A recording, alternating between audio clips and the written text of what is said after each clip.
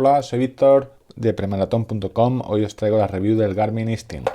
Vais a ver en este vídeo todas las pruebas de precisión, fiabilidad y cómo se ha comportado durante más de un mes, donde he salido a correr, nadar y he ido en bici. Quiero sobre todo que veáis el comportamiento del sensor del GPS, cómo ha funcionado el pulsómetro óptico, el altímetro y cómo se comporta con algunas funciones. Para los que no lo conozcáis, el Garmin Instinct es una nueva línea, un nuevo reloj que sacó Garmin, una escisión de los Fenix. Es un reloj de aventura y deporte, sobre todo que se distingue por la resistencia. Está todo hecho de fibra, resina con fibra. Y tenéis un vídeo en el canal de YouTube donde explico todas las funciones, las especificaciones, pero básicamente es un reloj más ligero que los Fenix, más barato, vale 299 euros, tiene todas las funciones, se puede importar rutas y el mayor inconveniente o la forma de abaratarlo ha sido introducir la pantalla en blanco y negro de memoria in pixel de 23×23, no es tan grande como las de los Fenix o los Forerunner, que ya son de un diámetro de 30,4 y una resolución bajita, 128 píxeles por 128. No tiene wifi y tampoco está orientado a tener métricas de forma física o recuperación avanzada, no tiene. Entonces sí que tiene multitud de deportes, ¿vale? Aquí los tenéis: natación en piscina, bici, aguas abiertas, fuerza. Eso es muy parecido a un Forerunner. Tiene los mismos widgets, es decir, esto se comporta como un monitor de actividad y un smartwatch, recibe notificaciones y lo dicho, tiene altímetro barométrico, pulsómetro óptico y GPS. Y eso es lo que básicamente os quería enseñar en esta review, cómo se ha comportado en esas cosas. Empezamos con la autonomía, no está nada mal, es decir, tiene 16 horas en modo GPS teóricas y 14 días en modo reloj con notificaciones activadas. Yo he probado, lo he llevado durante casi 2 meses y la verdad es que se carga muy poco, yo diría que casi más de 10 días. Entonces, con las notificaciones activadas y utilizando 2-3 veces por semana el GPS. Aquí os enseño una prueba de la autonomía. Veis en la foto, marca 12 horas con 40 minutos. Eso es básicamente porque tenía el Galileo y tanto el Galileo como el GLONASS siempre reduce un 20%. Gasta más potencia al buscar más satélites. Y realmente no hay una mejora en todos los casos de la precisión. Entonces, 12 horas con 40 minutos, un 20% menos, sí. Llega a las 15 horas perfectamente y la supera de GPS con el pulsómetro óptico. La pantalla, lo que os decía, la pantalla de memoria in pixel en blanco y negro gasta muy poco. Y aun teniendo alertas por vibración y pitido, va bien en batería. Otra cosa que os quería enseñar, el GPS, a ver cómo se ha comportado. Sobre todo, lo primero es ir al menú en configuración, establecer en sistema la grabación por segundo. Aquí en sistema, ¿vale? Tenéis todas las opciones, pero en grabación de datos hacerla por segundo y no inteligente. Yo probé los primeros días en inteligente y realmente me recordaba los antiguos Forerunner 10. Recortan algunas curvas, o sea, siempre por segundo para que sea más fiable. Vale, eso es una parte. Os voy a enseñar, esto es el pantallazo de la última update que he recibido del 22 de marzo. Están trabajando en mejorar la precisión del GPS. No es malo, pero es inconsistente. Es decir, a veces se ven los errores en el track. Más que en la medida completa de la distancia, que suele ser muy pareja a otros GPS, pero el track no es tan perfecto.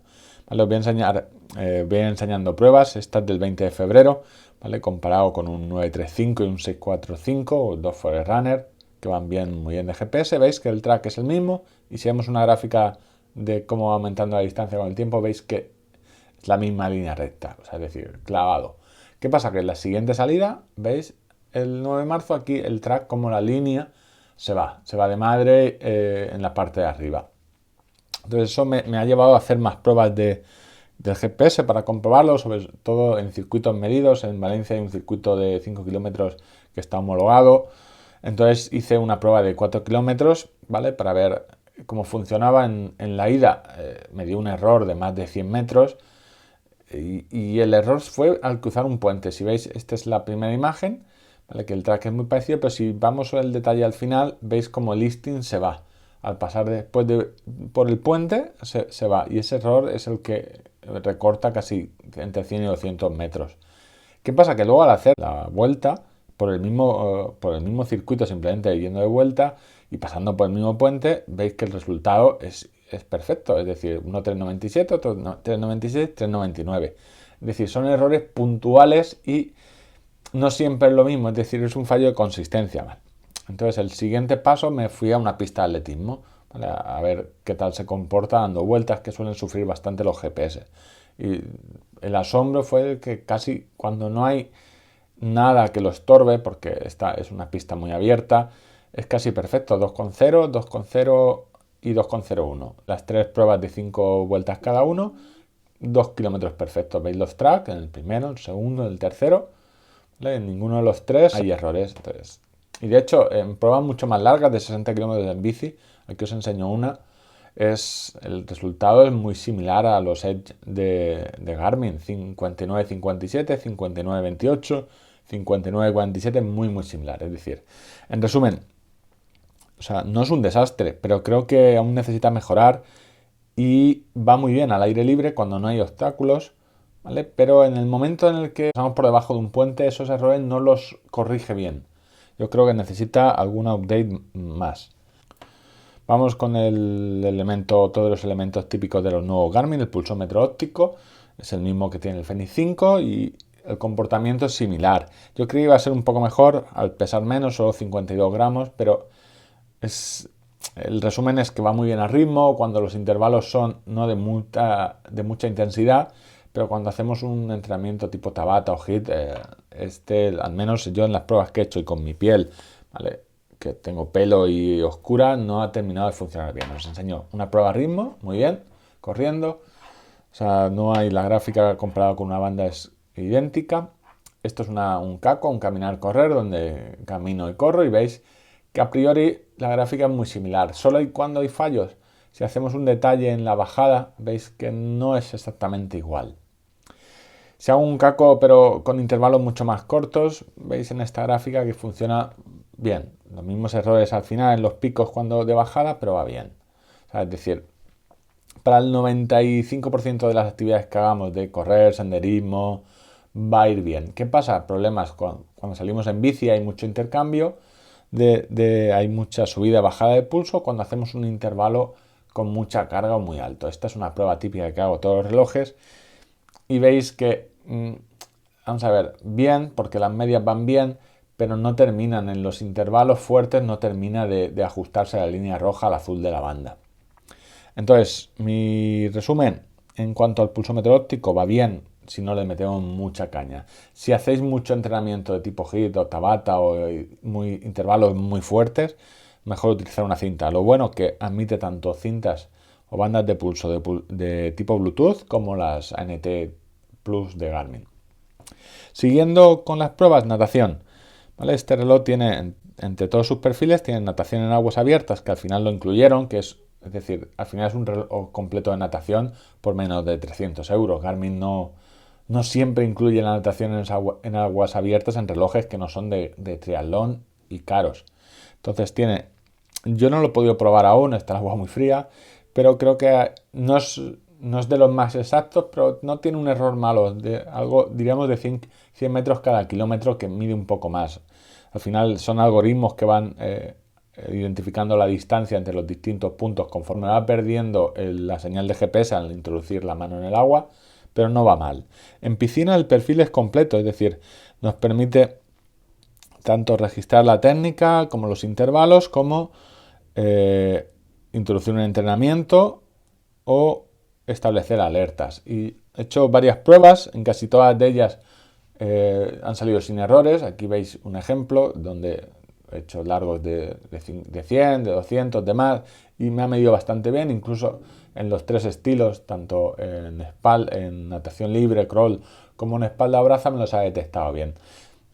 Pero pasa como en el resto de los Garmin. En uno de ellos, de las pruebas que he hecho, sí que a veces cuando haces un gesto raro a mitad de largo porque te das un golpe, pues alguna vez me ha contado un largo de más. Entonces veis aquí, donde está señalado, ese largo me lo contó doble.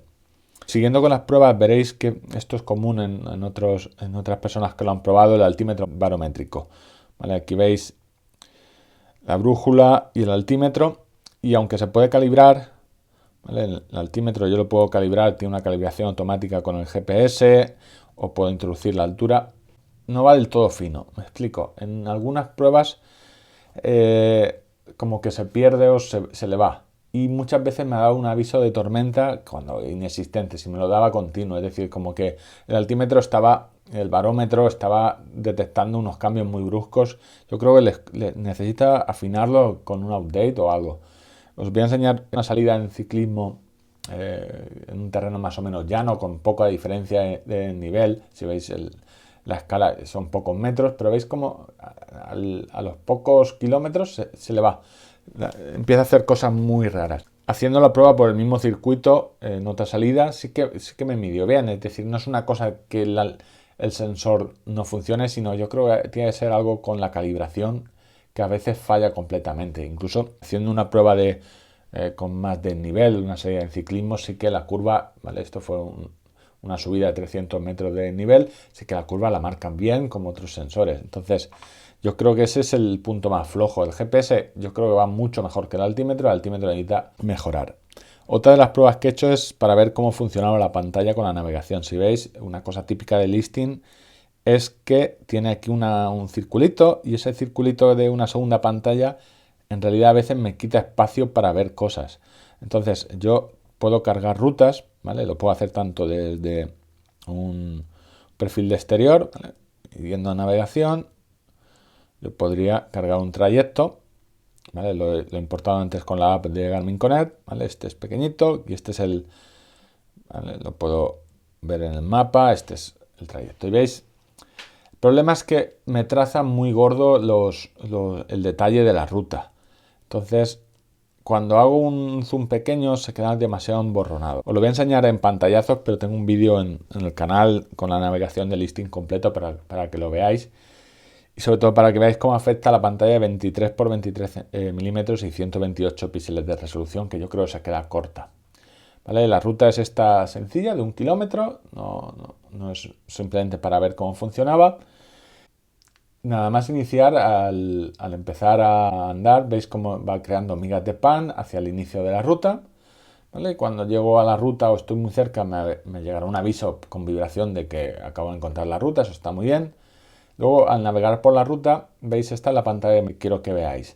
Tengo en la parte de arriba el circulito, que es la segunda pantalla, me aparece la flecha indicándome hacia dónde tengo que ir, la distancia, en este caso hasta el punto final, y tengo muy poco espacio para lo que es la propia ruta. Entonces yo creo que ahí se queda corto. Cuando nos vamos de la ruta nos llega un aviso por vibración de que estamos fuera de la ruta y yo puedo hacer zoom con los botones.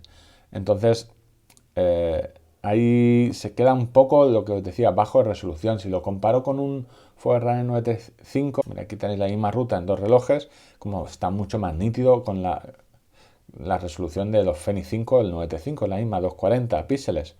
Y cuando la ruta es muy complicada o tiene muchos giros, sobre todo en montaña, a un zoom alto, ¿sabéis? Se queda muy emborronada la pantalla. Ese es el mayor inconveniente, porque al final tiene las propias alertas de navegación que nos van avisando si nos vamos. Entonces, esto es más o menos todas las pruebas que he hecho. El resumen sería que me ha encantado el diseño, me encantan los colores, es muy cómodo de llevar, pero se me ha quedado un poco un sabor de falta pulirlo un poco. Falta pulirlo un poco y qué lástima que, aun ser en blanco y negro, no tenga una resolución mejor. Es decir, porque el diseño está muy chulo, tiene un GPS decente y yo creo que mejorará porque solo son corregir errores puntuales, tiene multitud de perfiles deportivos, conectividad Bluetooth, notificaciones, todos los widgets, es decir, es un precio razonable y sobre todo cuando dentro de poco estará ya por menos de 250. Entonces es un reloj que por diseño y por funciones está muy chulo. No todo el mundo necesita ni el perfil de triatlón, ¿vale? Entonces yo creo que le va a gustar a mucha gente. Pero el altímetro hay que corregir. Yo creo que ese es el mayor problema que encontraréis. Y luego que es un reloj que está fuera de la gama de VivoActive, Forerunner y Fenix. ¿Qué pasa? Que a mí me da miedo que se quede como una isla y que las actualizaciones tarden mucho en llegar. En los Fenix o en los Forerunner hay mucha gente probándolo, con lo cual cuando hay un error puntual lo reporta mucha gente y se actualiza. Garmin es una de las empresas que actualizan mucho sus relojes. Con algunas actualizaciones van creando nuevos errores, pero bueno, con el Instinct no sé si lo descontinuarán o no sé si hay tanta gente trabajando para solucionar los problemas. Entonces, en mi opinión, si venís de un Fenix 3 o un Forerunner 235, quizás os quedéis un poco despagados por la pantalla, ¿sabes? Aunque tiene muchas funciones, pero al ser la pantalla un poco más pequeña, os puede llegar a decir, oye, pues no me termina de gustar. Si no venís de ningún Garmin y lo que buscabais es un reloj con un G-Shock de Casio, yo creo que os va a gustar mucho, porque al final tiene dentro un Garmin que te permite nadar, salir, muchísimos deportes, importar rutas. Entonces, solucionados los problemas de altímetro y los puntuales de GPS, ¿vale? Yo creo que es un reloj que a mí personalmente me gusta mucho. Espero que os haya servido la review. Tenéis lo que os he dicho, otro vídeo de navegación en el canal y otro vídeo explicando con más detalle todas las pantallas y los widgets. Cualquier duda tenéis los comentarios abiertos y nos vemos en el siguiente.